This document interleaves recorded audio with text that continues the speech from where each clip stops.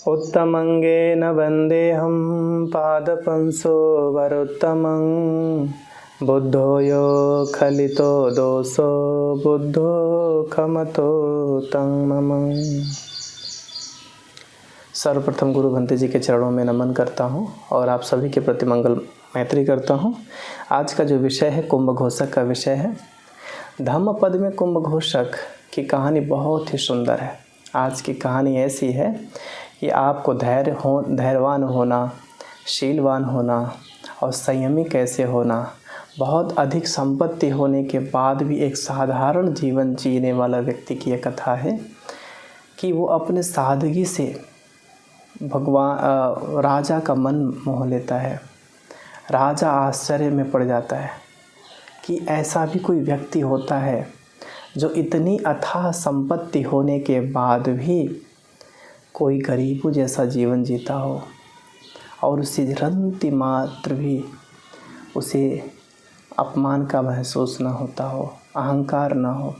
आजकल थोड़ा भी हमारे पास धन संपत्ति इत्यादि आता है तो हमें उसका बहुत अहंकार होता है। पर आज जिसकी कहानी मैं बता रहा हूँ उसका नाम कुंभ घोषक है। उसके पास 40 करोड़ स्वर्ण मुद्रा उसके पास है, लेकिन उसके मन में थोड़ा सा भी अहंकार भाव नहीं है। तो आज हम ऐसे पात्र की कहानी सुनेंगे। निश्चित रूप से आप ये कहानी सुन करके आश्चर्यचकित हो जाएंगे कि ऐसा भी धैर्यवान पुरुष है। और उसके बारे में बुद्ध ने भी बहुत सुंदर गाथा के रूप में उसकी प्रशंसा किया है। तो आज हम कहानी कुंभ घोषक की सुनेंगे। तो यहाँ पर ये कहानी शुरू होती है राजगीर से। राजगीर जो मगध की राजधानी है, वहाँ के राजा महाराज बिंबिसार हैं। तो एक बार राजगीर में अहिवात रोग फैल गया। तो अहिवात रोग फैलने से वहाँ पे धीरे धीरे जानवर को, पशुओं की मृत्यु होने लगती है। और उसके बाद से वो जो नगर श्रेष्ठी था उसे पति पत्नी को भी वही रोग पकड़ लिया। तो पति पत्नी को लगा कि अब हमारा मरण काल बहुत करीब आ गया है, मेरी मृत्यु हो जाएगी। तो उसने अपने बेटे से कहा कि बेटा आप ये जगह छोड़ के चले जाओ, क्योंकि इस रोग से वही बच सकता है जो नगर को छोड़ के चला जाता है। तो उन्होंने कहा कि बेटा आप चले जाओ, मैंने अमुक अमुक स्थान पे 40 करोड़ स्वर्ण मुद्रा ज़मीन के नीचे दबा के रखा है। यदि आप बड़े होकर के आना तो आप उसे लेकर के अपना आगे का जीवन जी लेना। तो वो जो बालक था, लड़का था, वही आगे चल कर के कुंभ घोषक बनता है। तो ये भाग जाता है और जब जाता है तो 10 साल के बाद आता है। जब गया था तो छोटा था, अभी आया पुनः उस नगर में तो दाढ़ी मूछ इत्यादि सब बढ़ गई थी, तो कोई उसे पहचान नहीं सका। जब वापस अहिवात रोग समाप्त होने के 10 साल बाद जब वापस आता है तो अपने घर को तो एक खंडहर के रूप में देखता है, परंतु जहाँ पर उसके पिता ने कहा था कि मैं यहाँ संपत्ति गाड़ के रखा हूँ, वो वहाँ पे जाता है और जाके देखता है तो उसकी संपत्ति वहाँ सुरक्षित रहती है। पर वो ऐसा सोचता है कि अभी मैं यहाँ से यदि संपत्ति लूँगा तो लोग मुझे चोर समझेंगे और मेरी निंदा करेंगे, इसलिए मुझे इस संपत्ति को यहाँ से उठाना नहीं चाहिए। ऐसा सोचकर वो अपना जीवन जीने के लिए, जीवन निर्वाह करने के लिए वो किसी न किसी की खोज में चला गया, नौकरी की खोज में कि कोई नौकरी मिल जाएगी तो नौकरी करते हुए हम अपना जीवन जी लेंगे। तो ऐसा बेचारा सोच करके वो वृद्ध कवि थी जहाँ पर नौकर चाकर का रहने का स्थान था, वहाँ जाके घूमता है और ऐसा कहता है कि मुझे कोई नौकरी पे रखेगा, मुझे कोई नौकरी पे रखेगा, ऐसा बोलता हुआ जाता है। तो एक व्यक्ति सुनता है तो बोलता है मेरे पास आओ और मेरे पास नौकरी है और मेरा कार्य ये है कि मैं नगर में सुबह सुबह लोगों को संगीत गा गा के लोगों को जगाता हूँ कि उठ जाओ और अपने अपने घर में अपने अपने काम पे जाने की तैयारी करो। और स्त्री लोगों को कहता हूँ कि आप लोग अपने अपने घरों में चूल्हा जलाओ, भोजन पकाओ और अपने अपने परिवार को भोजन देने की तैयारी करो। ऐसा जो है गाना गाते हैं। राजा के महल को भी जाके जगाते हैं, सभी को जगाने का कार्य करते हैं। तो ये कार्य करने के लिए राजा मुझे वेतन देता है। तो जो मुझे मिलता है मैं उसमें से आधा आपको दे दूँगा, और मेरा बुढ़ापा होने के नाते मैं ऐसा कार्य करने में असमर्थ हूँ। तो उस नौकर के घर में इसने एक नौकरी कर लिया। तो अगले दिन से वो अपना काम शुरू कर दिया, और अगले दिन से काम शुरू करने के बाद डेली सुबह जैसे होता है वो संगीत गाता हुआ नगर में घूमता है कि उठो जागो, सुबह हो गया है ना, अब सोने का समय नहीं है, अब काम करने का समय है। ऐसा वो संगीत के माध्यम से गा गा के लोग को जगाना शुरू किया। फिर जो राजा था बिंबिसार, उनके कानों में आवाज़ गया, क्योंकि राजा जो है शब्दों को सुन करके उसके गहराई का अनुमान लगाने में बहुत प्रवीण थे। तो जैसे उन्होंने सुना कि कोई गाना गा रहा है, तो उसकी आवाज़ों को सुन करके राजा को लगा कि ये किसी विपुल संपत्तिवान व्यक्ति की आवाज़ हो सकती है। इसके शब्दों में जो गंभीरता है वो गंभीरता किसी साधारण पुरुष में नहीं हो सकता है। तो राजा ने सुन करके ही, उसके करुण स्वर को सुन करके ही अनुमान लगा लिया ये कोई साधारण व्यक्ति नहीं है, ये विपुल संपत्तिवान पुरुष लगता है।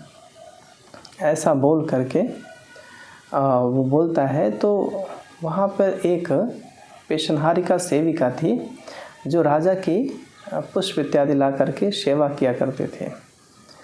तो उसने एक नौकर को भेजा और जाओ पता करो कि वो आदमी कौन है और कहाँ रहता है और करता क्या है, उसकी संपत्ति कुल कितना है।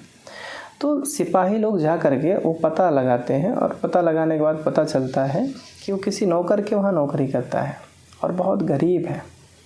तो ऐसा आकर के पेशनहारिका को बताता है, और पेशनहारिका राजा को बताती है। तो राजा कुछ नहीं बोलता है। फिर अगले दिन वो गाना गाता हुआ जब गुजरता है तो राजा को फिर ऐसा लगता है। तो राजा ने 2-3 बार कहा, तो उस पेशनहारिका को लगा कि राजा का शंका गलत नहीं हो सकता है, कोई न कोई ज़रूर कारण है, हमें इस कारण का पता लगाना चाहिए। तब जा कर के उस पेशनहारिका ने राजा से कहती है कि आप मुझे 1000 स्वर्ण मुद्रा दीजिए, मैं इन मुद्राओं को ले कर के पता लगाने जाऊंगी, और उसके बाद जो भी विपुल संपत्ति प्राप्त होगी वो आपके राज्य में ही आएगी। तो राजा प्रसन्न हो जाता है और 1000 स्वर्ण मुद्रा दे देता है। अब ये पेशनहारिका अपनी उसके पास एक सुंदर लड़की भी थी जो विवाह की उम्र की हो गई थी।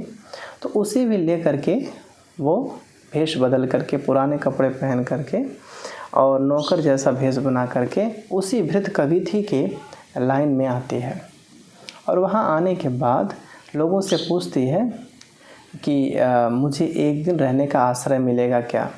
तो सभी के घर में जाके ऐसे पूछती है कि मैं राहगीर हूँ और मुझे एक रात शरण चाहिए, अगले दिन मैं यहाँ से चले जाऊँगी। तो एक परिवार में जाती है, तो परिवार कहते हैं कि हमारे परिवार में बहुत से लोग हैं, रहने की जगह नहीं है, एक काम करो कि अभी एक नव युवक आया हुआ है तो उसके घर में कोई नहीं है, तो आप उसके घर में जाके रहो, उसके पास जगह बहुत है।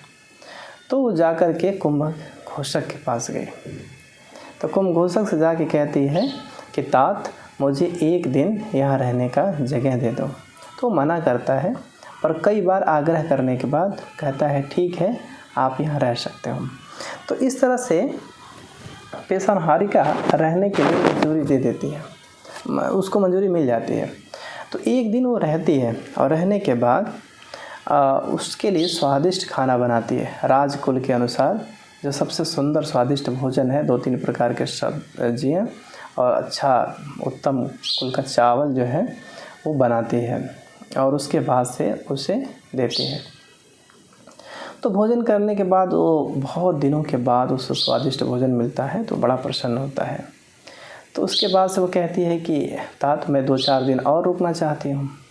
तो कुछ बोलता नहीं है, स्वीकृति दे देता है, और उससे भोजन भी मिल जाता है, इसलिए वो भी प्रसन्न रहता है। तो ऐसे वो डेली काम पे जाया करता था। कुछ दिन काम पे जाता था तो ये पेशनहारिका क्या करती थी कि जब वो घर से बाहर जाता था तो जिस खाट पे वो सोता था उसी खाट की एक रस्सी को काट देता था। वो पेशनहारिका काटती थी। तो जब वो आता था और देखता था कि मेरी खाट नीचे की ओर झुक रही है तो पूछता है ऐसा क्यों हो रहा है। तो वो बोलती है कि पड़ोसी के कुछ बच्चे लोग हैं जो आके इस पे खेलते हैं, इस वजह से एक एक खाट टूट रही है।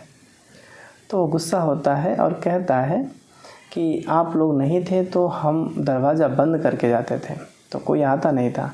अभी आप लोगों के होने की वजह से दरवाज़ा खुला है और कोई भी आकर के इस पर बैठता है और देख रहा हूँ मेरी खाट भी मेरे हाथ से निकल जाएगी। तो ऐसा बताता है। फिर भी वो बच्चों का बहाना करके पेशनहारिका इस बात को टाल देती है और कहती है क्या करें, बच्चे हैं, बोल नहीं सकते हैं, इसलिए। तो ऐसा वो बार बार बहाना बनाते हैं। फिर कुछ दिन होता है तो काटती है। तो ऐसे करते करते एक दिन क्या होता है, जैसे वो बैठने जाता है खाट टूट जाती है। तो वो गुस्से में बोलता है कि मेरी खाट भी मेरे हाथ से चली, अब मैं कहाँ सोऊंगा। तब वो पेशनहारिका कहती है कि मेरी बेटी के जो खाट है आप उस पर जाके सो जाओ, वहाँ पे जगह है। और अपने बेटी को भी कहती है तुम भी बाजू में जाके सो जाना। तो दोनों एक ही खाट पे जाके सो जाते हैं और सोने के बाद एक दूसरे से आकर्षित होते हैं। और अगले दिन बेटी इस सारी बात अपनी माँ को बताती है। तो माँ कहती है कोई बात नहीं, ये अकेला रहता है और इसे भी एक पत्नी की ज़रूरत है और तुम्हें भी विवाह की योग्य हो गई थी, तुम्हें भी एक पति की ज़रूरत है, इसलिए हम तुम दोनों का विवाह कर देते हैं और आराम से इस घर में रहेंगे। तो पेशनहारिका ने वहाँ पर रह करके रहना शुरू कर दिया, माँ बेटी। और वो उसके अब जवाई बन गया तो जवाई को लेकर के आराम से रहने लगे। अब क्या होता है, ये जो पेशनहारिका है वो राजा के पास एक सूचना भिजवाती है और कहती है कि राजा, भृतकविथी के लाइनों में आप एक उत्सव मनाने के लिए आदेश जारी करिए कि जो भी उत्सव नहीं मनाएगा उसे दंड दिया जाएगा। तो अब राजा ने ऐसा एक सूचना दे दिया। तो अब सब लोग अपने अपने घरों में वो उत्सव मनाने लगे, परंतु इसके पास पैसे नहीं था। तो वो कहती है कि आप जाओ पैसे लेके आओ। तो बोलता है कि मेरे पास इतना पैसे नहीं है कि हम उत्सव मना सकते हैं। तो वो बोलती है कि विवाह किए हैं तो समय समय पे कर्ज भी लेना पड़ता है, तो आप कहीं से जाओ पैसे मांग के लाओ और फिर हम ये उत्सव मनाएंगे। तो बहुत परेशान होता है, दुखी होता है, कहाँ जाऊँ कैसे जाऊँ। तो वो जाता है और अपने ही जो पिता के द्वारा संपत्ति ज़मीन के नीचे गाड़ी हुई थी वहाँ से एक सोने का सिक्का लेके आता है और उस पेशनहारिका को देता है। तो पेशनहारिका उत्सव अपने तरफ से मनाती है और वो पैसा राजा के पास भेजती है। दूसरी बार फिर वही उत्सव मनाने के लिए आदेश जारी होता है, तो इस बार 3 सिक्का लेके आता है और देता है। फिर वो पेशनहारिका अपने पैसे से उत्सव मनाती है और वो राजा को दे देती है। और राजा जान जाता है कि ये निश्चित रूप से कोई बहुत बड़ा विपुल संपत्ति वाला व्यक्ति है। तो पेशनहारिका बोलती है कि अब आप अपने सैनिकों को भेज करके इसे आप राज दरबार में बुला सकते हैं। तो वो राज दरबार में बुलाने के लिए सैनिक भेज देते हैं और सैनिक इसको पकड़ के लेके जाते हैं। तो वो जाना नहीं चाहता था, उसे ऐसा लगता था कि नहीं, कहीं ना कहीं मेरे साथ षड्यंत्र हो रहा है, ऐसा सोचता था। वो डरता था जाने के लिए, पर वो पेशनहारिका समझाती है कि आप डरो मत, राजा दयालु हैं, वो आपको कुछ नहीं कहेंगे। तो ऐसा बोल करके समझा के चले जाती है और वो पहले ही जा कर के अपने कपड़े बदल करके राजसी आभूषण पहन करके राजमहल में बैठ जाती है। और जब इसको बुलाया जाता है तो ये जाता है। तो जाने के बाद राजा कहता है कि तुम कौन हो, तुम्हारा नाम क्या है। तो बोलता है मैं कुंभघोषक हूँ, मैं भृतकविथी के वहाँ रहता हूँ और एक नौकर के वहाँ नौकरी करता हूँ। तो बोला कि तुम्हारे पास बहुत संपत्ति है, तुम अपना सत्य बताओ। बोला नहीं, मेरा यही सत्य है कि मैं एक नौकरी करता हूँ, एक नौकर के वहाँ रहता हूँ। तो राजा वो स्वर्ण सिक्का दिखाता है। फिर भी वो समझ जाता है कि स्वर्ण सिक्का है तो मेरे साथ बहुत बड़ा षड्यंत्र हुआ है। वो देखता है तो वो जो पेशनहारिका और उसकी बेटी भी वहाँ रहती है। तो बहुत पूछने पर कहता है कि मुझे यदि आपका राजाश्रय मिले तो मैं सत्य बताऊं। तो राजा कहता आप चिंता मत करो, आप मुझे सत्य बता सकते हैं। तब जाके वो राजा कहता है, वो कुंभघोषक बताता है कि मैं यहाँ के श्रेष्ठी का लड़का हूँ और मेरे पास 40 करोड़ स्वर्ण मुद्राएं हैं जो अमुक अमुक स्थान पे मेरे पिताजी ने गाड़ के रखा है। राजा हैरान हो जाता है, अरे इतनी संपत्ति होने के बाद भी ऐसे दीनहीन अवस्था में जीने वाला व्यक्ति को मैंने जीवन में पहली बार देखा है। और 500 बैलगाड़ियों में वो सारा स्वर्ण इकट्ठा करके राज दरबार में प्रांगण में रख दिया जाता है। राजा अत्यंत हैरान होकर के उसे देखता है और राजा पूरे राज्य से सभी लोगों को, धनपति लोगों को बुलाता है और कहता है, बताओ मेरे राज्य में किसी के पास इतनी संपत्ति है क्या? तो बोलता है, नहीं महाराज। तो बोलता है, आज से इसका सम्मान करके इसे नगर श्रेष्ठी के पद पे आसीन किया जाएगा। इतनी विपुल संपत्ति किसी के पास नहीं था। तब जाकर के राजा उस कुंभघोषक को लेकर के भगवान बुद्ध के पास लेके जाते हैं आम्रवन में। तो उस समय भगवान आम्रवन में थे। तो वहाँ पर सॉरी, ये मगध की बात है, तो आम्रवन में नहीं होंगे, वेणुवन में ही होंगे। तो भगवान वेणुवन में लेके जाते हैं और वहाँ पर भगवान से प्रणाम करने के बाद कहते हैं, भगवान मैंने ऐसा पुरुष कभी नहीं देखा कि जिसके पास इतनी अथाह संपत्ति हो फिर भी उसे जरा सा भी अपने संपत्ति का अहंकार ना हो। तो भगवान कहते हैं, जो व्यक्ति उत्साही होता है, तो वहाँ बुद्ध गाथा कहते हैं, उड्डानवतो सतीमतो सूचिकम सनिसकम कारिनो संयतस्य धम्म जीविनो अपमत्ता यशो भी वदन्ति। तो भगवान कहते हैं, जो व्यक्ति उत्साही है वो अपने मन में हमेशा हर पल उत्साह रखता है, जो कभी आलस नहीं करता है, जो प्रत्येक पल सतत अभ्यास में लगा रहता है, जो सदैव प्रसन्न रहता है। उत्साह का मतलब है, जैसे विवाह का समय होता है तो सब लोग बहुत जल्दी जल्दी कार्य करते हैं और जैसे विवाह संपन्न हो जाता है तो सब लोग आलसी हो जाते हैं। तो वैसे ही उत्साह व्यक्ति कभी भी, जो व्यक्ति धार्मिक वही हो सकता है जो उत्साही है। तो उत्साह के बिना न धर्म का काम हो सकता है, न कोई अन्य कार्य हो सकता है। कोई भी कार्य करने के लिए सबसे पहले अपने मन में एक उत्साह भाव होना चाहिए। तो बुद्ध बोलते हैं, इस बुद्ध की भाषा में हम इसे वीर्य कहते हैं, पुरुषार्थ। तो हमें उत्साही रहना चाहिए। तो उड्डानवतो सतीमतो, सतीमतो का मतलब होता है स्मृति संपन्न होना, जागरूक होना। जैसे मैं कोई भी धर्म आपको बता रहा हूँ और आप जागरूक होकर नहीं सुन रहे हैं तो आपको समझ में आने वाला नहीं है। इसलिए जो भी मैं बता रहा हूँ उसे जागरूक होकर सुनना है, जागरूक होकर देखना है। तो जागरूकता ही ध्यान है। बुद्ध के शब्दों में देखा जाए तो जो जागरूकता है वही ध्यान है। जहाँ जागरूकता नहीं है वहाँ ध्यान नहीं है। तो हमें प्रत्येक पल जागरूक होकर के रहना चाहिए। सुनते समय जागरूक रहो, देखते समय जागरूक रहो, बोलते समय जागरूक रहो, कोई कार्य करते समय जागरूक रहो, स्मृति से, मन से, वाणी से, काया से जागरूक रहो। जागरूकता व्यक्ति का सबसे बड़ा ध्यान होता है। जैसे आप जंगल से गुजर के आ जाते हैं और मैं आपसे पूछूं आपने जंगल में क्या देखा और आपने कहा मैंने ध्यान नहीं दिया, इसका मतलब आप जंगल से तो आपका आना हुआ पर आप नहीं आए, क्योंकि जागरूकता अवस्था में आप नहीं आए, केवल आप बेहोशी में चले आए।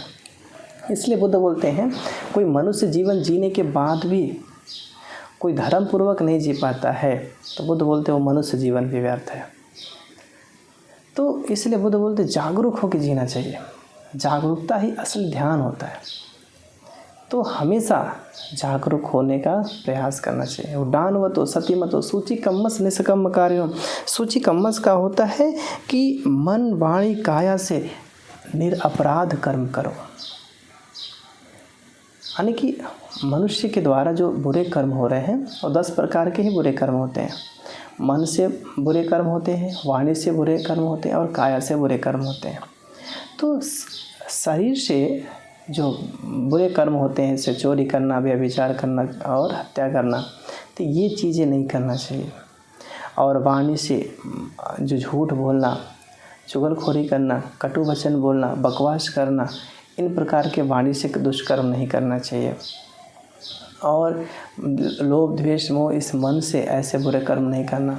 तो इस प्रकार से हमें जो 10 प्रकार के अकुशल कर्म हैं जो मन वाणी काया से हो रहे हैं, इसको हमें बिल्कुल नहीं करना चाहिए।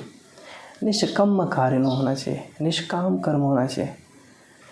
निष्काम का मतलब ये है कि कुछ लोग भी कोई कर्म करते हैं, भगवान की याचना भी करते हैं, वंदना भी करते हैं, तो बहुत सारी याचना कामना लेके करते हैं, तो ये भी अच्छी बात नहीं है। निष्काम कर्म होना चाहिए। भगवान के प्रति यदि भक्ति भाव निकल रहा है तो ये किसी डिमांड के साथ नहीं होना चाहिए। निष्काम भगवान की सेवा में लगे रहना चाहिए। अब भगवान विहार में जाओ, मंदिरों में जाओ और सिर्फ अपनी याचना लेके जाओ तो इसका मतलब आप धार्मिक भाव से नहीं जा रहे हैं, केवल और केवल अपने किसी न किसी स्वार्थ बस आप जा रहे हैं। तो स्वार्थ बस धार्मिक बनने का कोई लाभ नहीं होता है। धार्मिक बनना है तो निष्काम भाव से धार्मिक बनो। यदि आप निश्चित रूप से पुण्य कर्म कर रहे हो, अच्छा भाव से कर्म कर रहे हो, तो उसका फल आपको मिलेगा। परंतु आपका कर्म अच्छा नहीं है, केवल कामना ही भरा कर्म है, तो उससे कोई लाभ होने वाला नहीं है। इसलिए हमें कामना के साथ नहीं, श्रद्धा भाव के साथ धार्मिक बन के अपने मन वाणी काया को ठीक करना, सिर समाधि प्रज्ञा में पुष्ट होने के लिए हमें धार्मिक बनना चाहिए, न कि किसी कामना की पूर्ति के लिए हमें धार्मिक बनने की चेष्टा करना चाहिए। फिर कहते हैं निष्कम्म कारिणो संयतस्य धम्म जीविनो। संयतस्य का मतलब होता है कि मन वाणी काया से संयमी होकर जिए, और धम्म जीवनों का मतलब होता है कि गृहस्थ का जो भी आप जीवन जी रहे हैं तो उसे अच्छे से जिए। और फिर कहते हैं जैसे कोई भी कार्य करो उसे कभी भी धर्म पूर्वक ही उसे जीवन यापन करना चाहिए। संयतस्य धम्म जीवन अपमत्ता यशो भी बढ़ंती। ऐसे अप्रमादी व्यक्ति का, ऐसे जागरूक व्यक्ति का यश की बहुत वृद्धि होती है। तो बुद्ध के अनुसार कभी भी जागरूक होकर जीवन जीना चाहिए, धर्म पूर्वक जीवन जीना चाहिए। धर्म तभी पूर्वक जीवन होता है जब आपकी भाव, आपका सोच अच्छा हो। यदि आपका मन अच्छा है तो भी आपके द्वारा किया गया कर्म अच्छा होगा, और यदि आपका मन अच्छा नहीं है तो आपके द्वारा किया गया कोई कार्य अच्छा नहीं होगा। जिस समय आप अच्छा सोचते हो उसी समय आपका पुण्य बनता है, जिस समय आप अच्छा नहीं सोचते हो उस समय आपका अच्छा पुण्य नहीं बनता है। पुण्य का मतलब होता है चित्तं पुनीत इति चित्तं, मन का प्रसन्न होना ही पुण्य है। यदि आपका मन प्रसन्न है, आपका मन अच्छा है, तो प्रसन्नता अपने आप उस कर्मों से बनेगा। जैसे आप कोई कर्म कर रहे हो और वो कर्म दुख भी हो सकता है, वो कर्म सुख भी हो सकता है। यदि आप अच्छे मन से कर्म कर रहे हो तो वो कर्म सुख होगा, वो कर्म पुण्य होगा, उससे आपको सुख मिलेगा। लेकिन आपकी सोच अच्छा नहीं है, आपका मन अच्छा नहीं है, फिर आप जो भी कर्म करोगे उस कर्म से आपको दुख मिलेगा, वो कर्म पाप हो जाएगा। इसलिए चलना भी पुण्य है और चलना भी पाप है। यदि बुरे भाव से आप चल रहे हो तो दुख क्रिएट होगा, यदि अच्छे मन से चल रहे हो तो पुण्य सुख क्रिएट होगा। तो ये पुण्य और पाप ये जीवन ही होता है जो सोच, जो मन के भाव से निर्मित होता है। आप भगवान की पूजा कर रहे हो, आपका मन अच्छा नहीं है तो सारा पूजा अधर्म हो जाएगा। और यदि आप भगवान का अच्छे मन से पूजा नहीं कर रहे हो, बस पूजा का दिखावा कर रहे हो, तो ये भी पाप कर्म हो जाएगा। तो कहीं ना कहीं केवल और केवल अपने भाव को अच्छा रखें तो बाकी सब अच्छा हो जाएगा। इसलिए जितना देर तक आप धार्मिक विचार करते हैं उतना देर तक ही आप धार्मिक हैं। यदि आपके मन में बुरे विचार आ गए तो आप अधार्मिक हैं। इसलिए हमेशा ज़्यादा से ज़्यादा अपने मन को ठीक करें। हमारा जन्म शरीर को शुद्ध करने के लिए नहीं हुआ है, हमारा जन्म मन को शुद्ध करने के लिए हुआ है। पर मनुष्य हमेशा अपने शरीर को सुंदर करता है, बनाता है, अच्छा करता है, पर अपने मन को अच्छा करने का कोई प्रयास नहीं करता है। मन को अच्छा करने का प्रयास मनुष्य को धार्मिक बनाता है, शरीर को अच्छा करने का प्रयास मनुष्य को अधार्मिक बनाता है। हमेशा सुख का संबंध मन से होता है, शरीर से नहीं।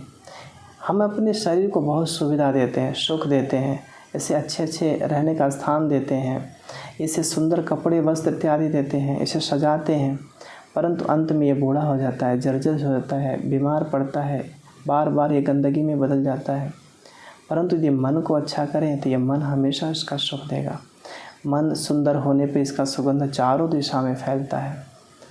इसलिए ज़्यादा से ज़्यादा हमें धार्मिक होना चाहिए, मन से, वाणी से, विचार से, भाव से सुंदर बनने का प्रयास करना चाहिए।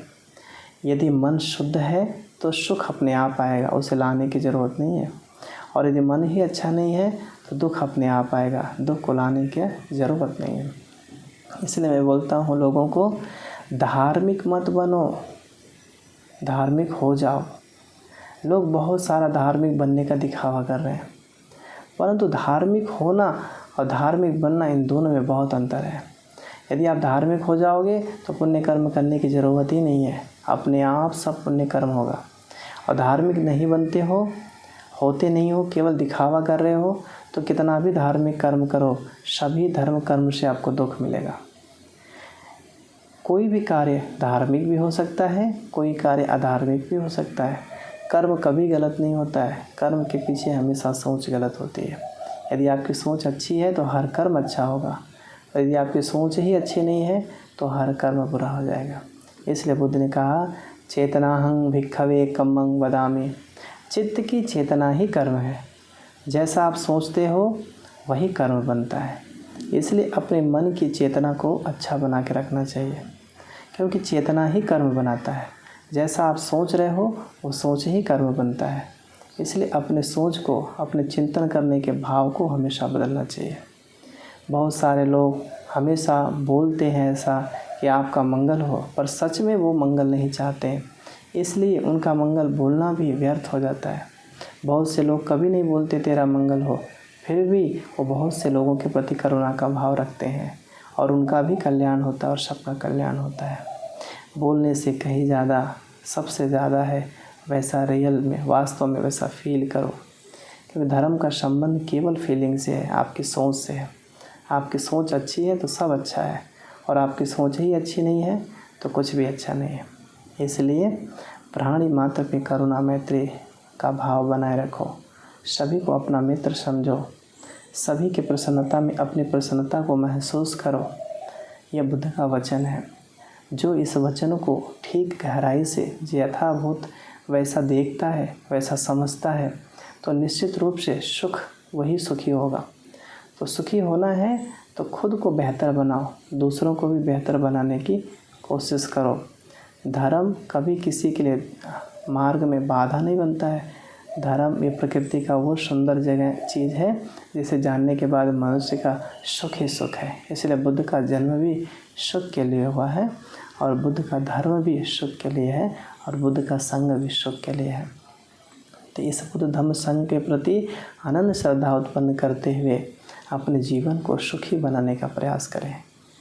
और यदि आप लोभ रहित, द्वेष रहित, मोह रहित जीवन जीते हैं तो निश्चित रूप से आप सुखी रहेंगे।